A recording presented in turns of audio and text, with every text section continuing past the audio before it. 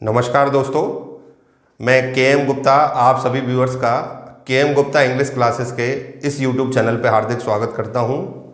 दोस्तों, पिछले वीडियो में हमने कुछ महत्वपूर्ण क्वेश्चन आपको तैयार करवाए थे अंग्रेजी के, जो आपके वीडियो एग्जाम में संभावित हो सकते हैं। आज के इस वीडियो में कुछ मैं महत्वपूर्ण पैटर्न लेके आ रहा हूँ आपके इंग्लिश वाले सेक्शन के लिए, जिससे आप उस सेक्शन में सबसे अच्छा स्कोर प्राप्त कर सकें। मैं कोशिश कर रहा हूं आपके लिए आज कुछ ऐसे पैटर्न लाने की जो आपके एग्ज़ाम में संभावित क्वेश्चन के रूप में, मोस्ट इम्पॉर्टेंट क्वेश्चंस के रूप में मौजूद रह सकते हैं। दोस्तों, वीडियो शुरू करने से पहले आपसे एक रिक्वेस्ट करूंगा, अगर आपने ये चैनल अब तक सब्सक्राइब नहीं किया है तो तुरंत ऐसा कर लें, क्योंकि इस पर मिलने वाले कंटेंट आपको बराबर लगातार समय पर मिलते रहें। ये मेरा प्रयास है और आप इसका फ़ायदा भी उठाएँ और जितना हो सके ये वीडियो शेयर करें। आपको अगर ये पसंद आता है तो लाइक ज़रूर करें और अपने कमेंट्स भी लीव करें, जिससे कि हम अपने कंटेंट के अंदर और इम्प्रूवमेंट ला सकें। तो ज़्यादा समय ना लेते हुए दोस्तों, आज के पहले पैटर्न की ओर मैं आगे बढ़ रहा हूँ।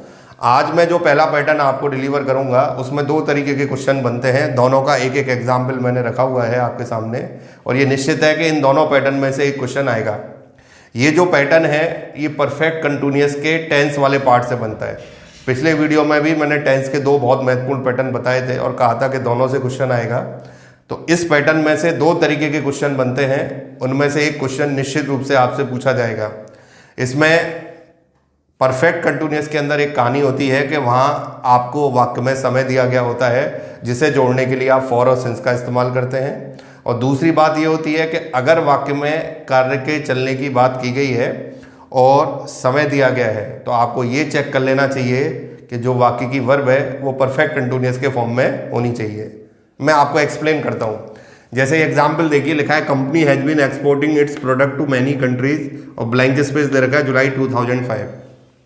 अब हमारी चर्चा केवल इन दो शब्दों पे, क्योंकि हम फॉर सिंस ही लगाते हैं समय के लिए। ये दो ऑप्शन तो हमें एक्स्ट्रा मिलेंगे क्योंकि ऑप्शन 4 आते हैं। तो आपको मैं बहुत सिंपल तरीके से समझा देता हूँ ज़्यादा समय ना लेते हुए, कि अगर वाक्य में पीरियड ऑफ टाइम दिया गया है, मतलब किसी कार्य के चलने का समय दिया गया है। जैसे कोई व्यक्ति कहे मैं 3 महीने से इस कंपनी में काम कर रहा हूँ, मतलब वो लेंथ बता रहा है अपने एम्प्लॉयमेंट की कि मैं कब से इस कंपनी में काम कर रहा हूँ, तब आपको फॉर लगाना है। और मान लीजिए आपको वाक्य में किसी कार्य के शुरू होने का समय दिया गया है, meaning starting point of time. एक बहुत अच्छा वर्ड मैंने दिया हुआ है इसके लिए, कार्य कब से शुरू हुआ है ये पता लगे तो हम वहाँ सिंस लगाते हैं।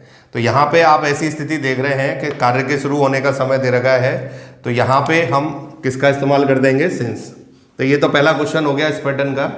अब इसी पैटर्न का दूसरा question, institute is running a computer course since 2005।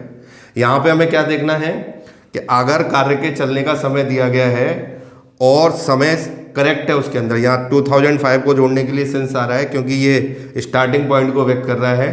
तो ऐसी स्थिति में अगर आप ये क्रिया देख रहे हैं तो गलत है, क्योंकि जब समय दिया गया हो और चलने की बात की गई हो तो क्रिया का फॉर्म परफेक्ट कंटिन्यूअस होना चाहिए। आपको वहाँ पे गलती पता करनी है, ये गलत है। करेक्शन जिस कंटिन्यूअस का फॉर्म है उसे आप as it is perfect continuous में बदल दीजिए। चूँकि ये प्रेजेंट का है तो प्रेजेंट परफेक्ट कंटिन्यूअस की क्रिया आ जाएगी, और वो हैज बीन और हैव बीन होती हैं। सिंगुलर है तो इसके स्थान पे हम क्या लगा देंगे, यहाँ पे हैज बीन। मतलब ये इसका उत्तर होना चाहिए था जो यहाँ नहीं दे रखा है। तो इस पैटर्न के मैंने दोनों तरीके से बनने वाले क्वेश्चन आपके सामने रखे। अभी मैं एक फॉर का एग्जाम्पल और दे देता हूँ, जिससे फॉर वाली चीज़ भी आपके दिमाग में क्लियर हो जाए। Let's see. तो दोस्तों, अब इसी पैटर्न का एक अगला क्वेश्चन मैं आपके सामने रखने जा रहा हूँ।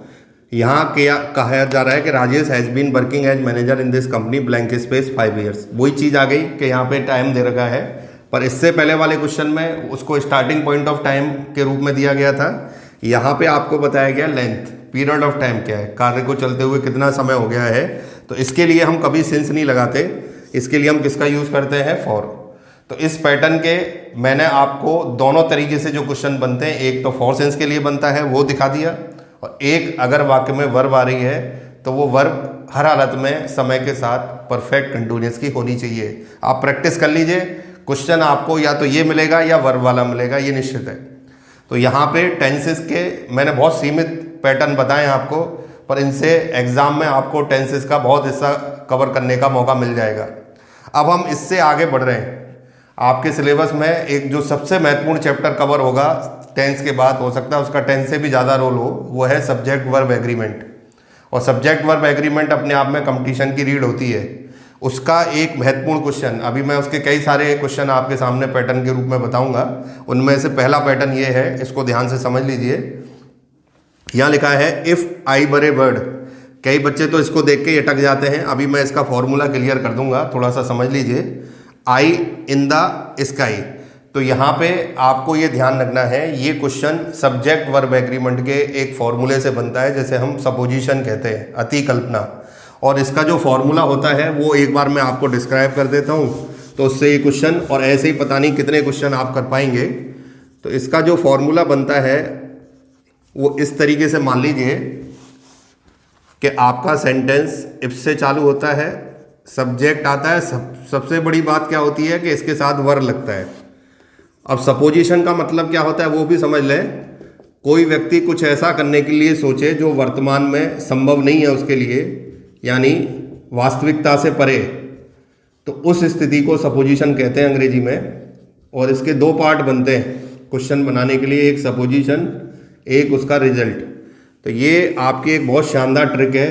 अल्टीमेट क्वेश्चन मान लीजिए एसएससी बैंकिंग यूपीएससी में मास्टरपीस क्वेश्चन माना जाता है, आपके लिए भी पूछा जा सकता है।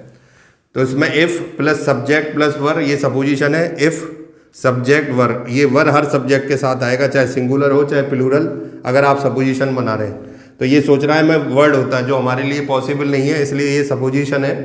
इसका परिणाम subject plus would plus first form से बनना चाहिए। तो सब्जेक्ट तो दे रखा है, अब ऑप्शन में देखो वुड प्लस फर्स्ट फॉर्म कहाँ है, तो आपका राइट आंसर क्या आ जाएगा। तो ये आपका इस पैटर्न का एक क्वेश्चन बन के तैयार हो गया। अब इसी पैटर्न का एक क्वेश्चन और मैं बना के दिखाता हूं, इसको ध्यान से देख लें।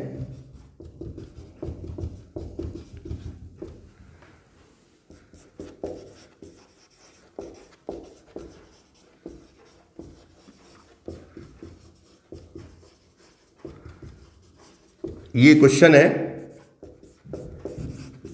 इसके लिए ये विकल्प दिए गए होंगे।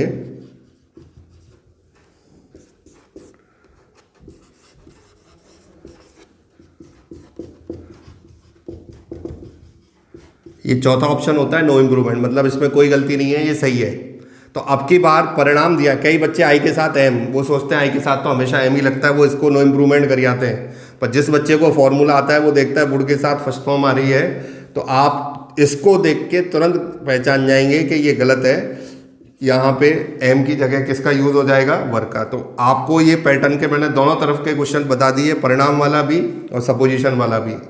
अब हम सब्जेक्ट वर्ब एग्रीमेंट का अगला पैटर्न देखते हैं, लेट्स सी। तो दोस्तों सब्जेक्ट वर्ब एग्रीमेंट का एक बहुत ही एवरग्रीन मेथड और मैं आपके सामने ला रहा हूँ। अभी मैंने आपको सपोजिशन का एक फॉर्मूला बताया, ये सारी वो श्रृंखलाएं हैं, सीरीज हैं, जिनको हम मोस्ट इंपॉर्टेंट कवरेज के रूप में देख सकते हैं आपके एग्जाम के लिए। अब मैं अगले कंटेंट का, अगले टॉपिक का, सब्जेक्ट वर्ब एग्रीमेंट के, उसका एक फॉर्मूला बता रहा हूँ आपको, उससे बने हुए ये दोनों क्वेश्चन हैं। इसको कहा जाता है distributive pronoun and their verbs. तो यहाँ पे आपको मतलब समझा दूंगा मैं डिस्ट्रीब्यूटिव प्रोनाउन का। पहला क्वेश्चन देख लें आप, ये क्वेश्चन जो देख रहे हैं इसमें आप ये मान लीजिए, अंग्रेजी में ये 4 वर्ड होते हैं, each, every, either and neither, इनको डिस्ट्रीब्यूटिव प्रोनाउन माना गया है। इन चारों में से किसी भी शब्द का उपयोग करके वाक्य का सब्जेक्ट बनाया गया हो। ये यहाँ देखें, वाक्य का सब्जेक्ट इससे चालू हो रहा है, इसके साथ कोई नाउन या प्रोनाउन जोड़ के सब्जेक्ट बनता है, तो इसे हम मान लेते हैं कि डिस्ट्रीब्यूटिव प्रोनाउन से बनाया गया सब्जेक्ट है। अगर ऐसा है, इन चारों को याद रख लें, ईच, एवरी, आइदर और नाइदर, अगर ऐसा बनाया गया है तो वाक्य में जो आने वाली क्रिया है वो क्रिया हमेशा सिंगुलर फॉर्म में रहेगी। तो ये डिस्ट्रीब्यूटिव प्रोनाउन से बनाया गया आपका क्वेश्चन हो गया। तो यहाँ पे जो क्रिया है वो कैसी फॉर्म में आ जाएगी, सिंगुलर। क्या लग जाएगा यहाँ पे, हैज़। ऑप्शन में सिंगुलर वर्ब एक ही है हमारे पास और वो क्या है, हैज़। अगला क्वेश्चन इसी पैटर्न का, इसी फॉर्मूले का, यहाँ भी डिस्ट्रीब्यूटिव प्रोनाउन यूज हो रहा है। कह रहे हैं neither of the player were performing well in the test matches. तो ऐसी स्थिति में यहाँ भी ये डिस्ट्रीब्यूटिव प्रोनाउन है। अब आपको पता लगाना है कौन सा हिस्सा इसका आंसर होगा। इसको स्पॉटिंग एरर वाला क्वेश्चन कहते हैं हम। तो यहाँ पे आपको पता है ये गलत है, क्योंकि प्लूरल वर्ब का इस्तेमाल किया गया है, जबकि आपको ऐसी स्थिति में क्रिया कैसी फॉर्म में लेनी है, सिंगुलर फॉर्म में। तो यहाँ पे ये गलत है, या वर्ग के स्थान पे क्या जाएगा, वाज। तो इस तरीके से जो पैटर्न आपके सामने मैंने डिलीवर किए, मैं बहुत सीमित चीज़ें आपको डिलीवर कर रहा हूँ जिससे माइंड पे आपके प्रेशर ना पड़े और एग्जाम में आप उसे अच्छी तरह परफॉर्म कर सकें। तो आज आपको मैंने 3-4 पैटर्न के क्वेश्चन बताए इस वीडियो के अंदर। इनको प्रिपेयर करिए उसी हिसाब से, और एग्जाम में जब आपके ये सामने होंगे तो आप बहुत ईजिली क्या कर पाएंगे, आंसर दे पाएंगे। अगले वीडियो में मैं सब्जेक्ट वर्ब एग्रीमेंट के कुछ और पैटर्न आपके सामने रखने की कोशिश करूँगा। तब तक इन पैटर्न को तैयार करते रहिए और हमारे नेक्स्ट वीडियो का इंतज़ार करिए, जल्दी वो आपके सामने होगा। Thank you very much.